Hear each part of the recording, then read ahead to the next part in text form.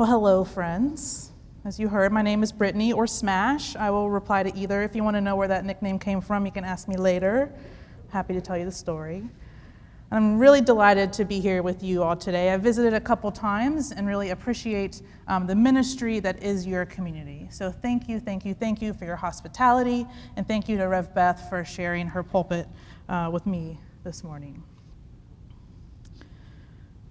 Author and activist Arundhati Roy, she recently said that historically, pandemics have forced humans to break with the past and imagine their world anew. This one is no different. It is a portal, a gateway between one world and the next. She also said that nothing could be worse for us than a return to normalcy. No more business as usual, she said. And I believe that she's noting the reality, right? That many of us are saying that we just want to return to pre-pandemic normalcy, right? To the status quo of how things used to be. But she says that in the midst of this terrible despair that we are experiencing, we are offered a chance to rethink the doomsday machine that we have built for ourselves. And I think she is speaking of the opportunity to architect and build a new world. She is speaking of the advent of justice. She is inviting us, even in these really difficult times, to be justice makers. And the very foundation, friends, of this justice making, to which Reverend Dr. Jackie Lewis points in her book in chapter 7, the foundation is accountability. And I'm just going to say, I know that accountability is a word that progressive-leaning Christians, we don't like very much, right? It's not a word that we typically use in our communities because we've seen it used in some horrible ways, right? Especially those of us who identify as queer, right? Many of us have been held accountable by really toxic and deadly theology. We've seen it. Many of us have seen it throughout our lives. Accountability makes us feel icky. It's a word we don't want to hear or use for good reason. But accountability, friends, it is at the center of liberation. I believe that we don't have justice in our society because those folks in power are not accountable. We don't have justice because we haven't figured out yet how to be accountable to one another in community. We don't have justice because our society and our church, right? We have turned justice into punishment, most often punishment for disrupting the status quo. And historically, particularly here in these United States, the church has punished or held accountable those who stray too far from the norm, right? Those who question or wrestle or agitate. The church has punished those who express outrage due to harm perpetuated against them. The church and civil society have punished Black grief while at the same time celebrating white violence. White violence that is sometimes overt and sometimes less visible, tied up within our oppressive systems. And in her book, Jackie Lewis says, "How damn tired I am of living in a country that treats Black grief as a threat and white rage as a sacrament." I'm going to say that again. How damn tired I am of living in a country that treats Black grief as a threat and white rage as a sacrament. She pointed out the double standard that we saw demonstrated during the white nationalist attack on the Capitol in January of 2021, right? It's the same double standard that I witnessed in Charlottesville in 2017. In Charlottesville in 2017, when violent white nationalists used my little city as a springboard for their planned white ethno-state, I watched as Black and brown activists were punished and silenced for trying to resist, while neo-Nazis, literal neo-Nazis carrying Nazi flags, and neo-Confederates were given free rein. According to the president, there were very fine people on both sides, right? And friends, as we were preparing in Charlottesville for the Unite the Right rally, we were really facing a rupture point that I believe all of America is facing. And there was an astounding chasm between the activist community and the religious community. And I've since learned that this chasm exists everywhere. I learned that it exists here in Chicago as well. In Charlottesville, activists were ready to enact anti-racism. They were ready to shut down white supremacist violence. They were prepared and knowledgeable and were not silenced by fear. On the other hand, I found that most religious communities wanted to stay far away from the rapidly escalating crisis that our community was experiencing. Most clergy and most congregations fell in lockstep with the local government and the police, calling for civility, decorum, patience, respectability. Let the neo-Nazis have their rally. Turn away. And many clergy people in Charlottesville, I believed, sounded an awful lot like those 8 white Alabama clergymen who sent a letter to Reverend Dr. King, encouraging him to be more moderate, to not be so emotional, to slow down and let the courts handle the problem of white supremacy. Just don't show up, don't go there, don't resist. Let's just pray about it.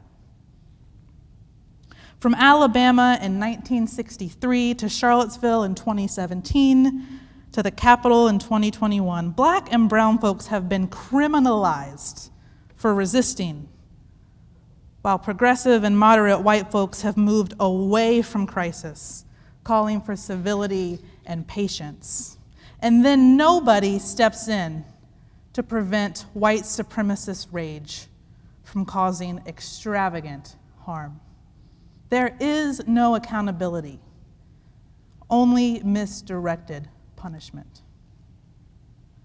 And it was during this rupture in Charlottesville in 2017 that I specifically heard a call from God to be a builder of bridges. And I was convicted, y'all, I mean convicted. I don't know if you've ever been convicted, but I was convicted to help prepare and equip people of faith to show up alongside activists, and particularly alongside the people of color who were doing the holy work of deconstructing and demolishing white supremacy. Because I knew this great chasm had been formed between those doing justice in the streets and those singing about justice in their pews. And I knew that the breach had to be repaired. I felt called to prepare religious folks for accountability. And I'll just tell y'all that being able to join together with anarchist activists, queer rabbis, Black mamas, transgender teenagers, old church ladies, and Muslim students to share a meal together before marching in the streets was the most sacred and holy work that I've ever done. For me, it was truly a vision of God's reign. It was sacred, and it was really, really hard, y'all. Getting respectable Christians to show up alongside and be accountable to radical activists is an almost impossible job. Almost.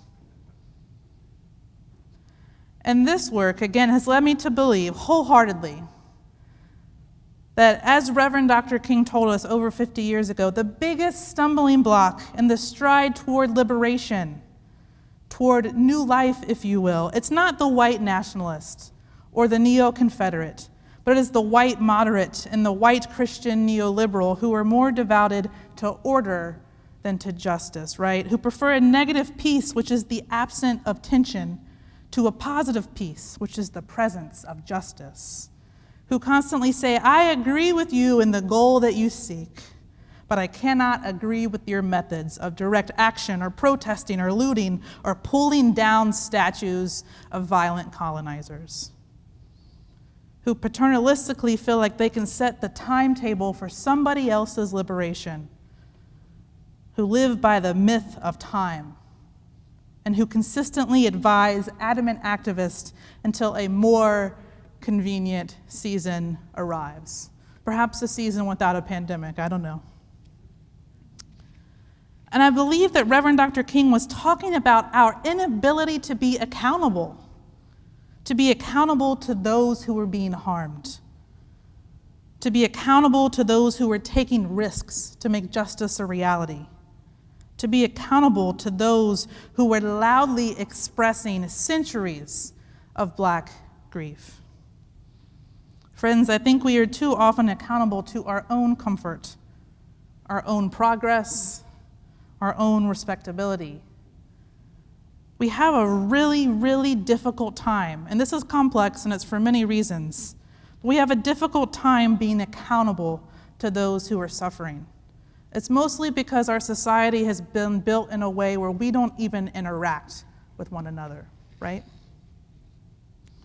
So I wonder that if injustice really does require this sort of accountability, this kind of mutuality and solidarity, what does that mean for us, right? I like to ask this question. What does it mean? And I think it's helpful to think about the fact that accountability is also at the center of our faith story that we proclaim. But I think not exactly in the ways that we've been taught, not those harmful ways, right? And I say that accountability is at the center of our story because both in the Old Testament and the New Testament, we read about accountability through covenant. The word used is covenant, right? We read about it over and over again. God made a covenant with Abraham and with Noah and then with Moses and then with the Israelites. God set the Hebrew people free, and then the people were supposed to be in covenant and relationship with God, right? And then the prophets, like we saw in Jeremiah today, they continually warned the community that they were not being accountable to their covenant that they had created with God. And then we see how Jesus comes and presents a new way to covenant together. At the Last Supper, the Synoptic Gospels tell us that Jesus said, "This cup that is poured out for you is the new covenant in my blood." And we're not going to spend a lot of time today picking out all the particularities of Old Covenant and New Covenant and what all that means. But I want to dwell instead on what I consider to be the most incredible demonstration of accountability, covenant, and relationship. And that is that the God of all creation, who had been trying to keep a relationship together with humanity, constantly saw accountability broken, right? Covenant forgotten. So God acted in this extraordinary way, taking on the complete vulnerability of human flesh in order to create and sustain covenant and accountability. For me, incarnation is the most astounding demonstration of accountability and embodied solidarity, right? Literally embodied solidarity. God was like, well, I tried this flood, didn't work. The stone tablets, y'all didn't listen. Ark of the Covenant didn't really pan out. Y'all certainly didn't listen to those prophets. And these religious buildings I told y'all to build, you're not doing a very good job with those either. So how about this? I will show up as a human, and not the human you expect, but a poor, wild teacher of parables who pisses off the imperial Roman occupation and is executed by the state. God's like, y'all get it now? I am with you, says our God. I myself, God of all the universe, I'm taking on the pain of human flesh, the harm of this wicked world. I am sacrificing it all to demonstrate complete and utter solidarity and love for you, my people, for the sake of your liberation forever and ever. Y'all, that is some real accountability, right? And it's God showing accountability to us. And friends, I really believe that this very foundation of who God is and how God acted through incarnation, and then how Jesus absorbed the violence of this world for the sake of humanity, it's how I believe we are supposed to act and be accountable to those who are suffering. It's like the greatest demonstration we have of that. So as I talk about accountability, friends, this is what I mean. Showing up, demonstrating solidarity, and most importantly, leaning into vulnerability to be alongside those who are struggling for justice and new life. In the past, I have often been chastised for standing beside women of color who are yelling obscenities at the police, right? People look at me and they're like, oh, she's not very holy. But I know, friends, that my humanity and my liberation is wrapped up with the humanity of marginalized folks who are shouting for justice. I am not free unless they too are free to live and to thrive. When people are wailing in the streets, surely God is there, right? And as people of God, it's okay that we are there too. If we are not accountable to the young Black and brown activists who are yearning and shouting for justice in our streets, then how can we sing about justice from our pews? The incarnate God showed us what it means to trade power for vulnerability in order to be accountable to those who are suffering. I'm going to say that again because I think it's important. The incarnate God showed us what it means to trade power for vulnerability in order to be accountable to those who are suffering. And y'all might be thinking to yourself right now as I'm talking about shouting, like, I'm not going to go shouting in the streets. And I'll just say that's okay. I'm not really a shouter myself. I'm more of like a glarer. Like, I've gotten in some really good glaring at protests. Maybe you all are into that too. But solidarity and accountability, they can manifest in many different ways, right? We need all of us and all of the things that we can bring. If we look at the stories of how God created covenant with the Israelites, we see covenant was created through sharing a meal or giving some sort of sacrifice, right? And then Jesus showed us this as well at the Last Supper, when he breaks bread and he pours wine, and he tells of the own sacrifice that he is about to make. So accountability can look like sharing a meal. It can look like sacrificing our own power, our own respectability, perhaps. It can look like acknowledging and honoring Black grief. Jackie Lewis says that this story of white supremacy is as American as apple pie. Thomas Jefferson, who we worship in Charlottesville, right, himself spoke of it as in his notes on the state of Virginia. He itemized the many ways that Blacks are not as beautiful, not as smart, not as loving, not as deeply feeling as whites. And he even speculated that Black grief is transient. But oh, how wrong he was. She says Black grief is not transient. It is generational, incarnate in our bodies. We rap it, sing it, write about it, dance it, and take it to the streets. Yet when we do so, our grief is met with disdain. We're told to get over it. She goes on to say that Black grief isn't transient, it is prophetic. It knows how to weep, wipe its tears, and organize for justice. It's persistent and knows how to keep its eyes on the prize and hold on. It knows that anyone who believes in freedom cannot rest until it comes, until the death and the life of a Black mother's child is as important as a white mother's child. Black grief is resilient because it knows that the arc of the moral universe bends towards justice and nothing is going to turn us around. Black grief finally gives way to joy because though weeping lasts for a season, joy always comes in the morning. So friends, my questions for us today are: how are we accountable right now to those who are suffering? How are we recognizing and honoring and holding Black grief? How are we leaning into the ways of justice making that make us a little bit uncomfortable? When the prophet Jeremiah spoke for God, saying, I will be their God, and they shall be my people. Jeremiah was talking about belonging to one another, right? Mutual accountability, relationship. Accountability, friends, is at the center of liberation. The incarnate God showed us what it means to trade power for vulnerability in order to be accountable to those who are suffering. May we have such courage. May it be so, and amen.